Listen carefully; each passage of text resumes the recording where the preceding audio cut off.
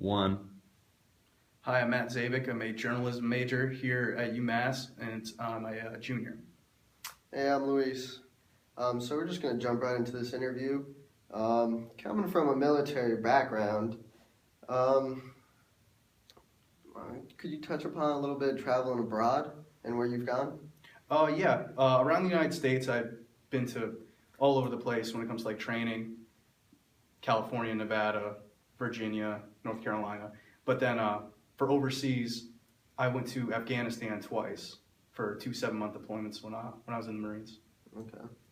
Um, how are the differences between, being in Western Mass and being out there?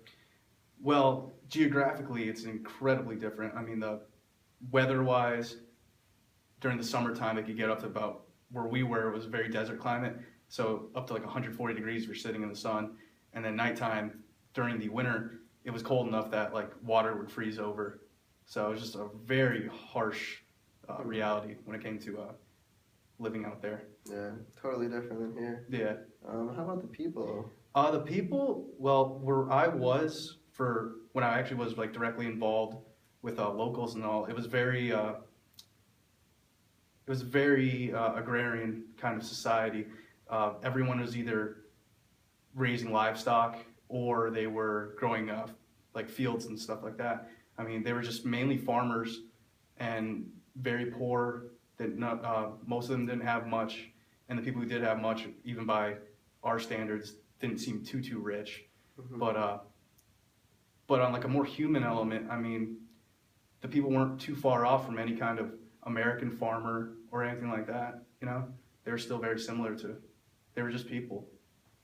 Especially Western Mass, really farm-based, right? Mm-hmm. Yeah, you go out to some of these towns around here, and I'm sure there's more that they can relate to those farmers out in Afghanistan than they could to maybe somebody in Boston. Oh, wow. Well, you grew up in Western Mass.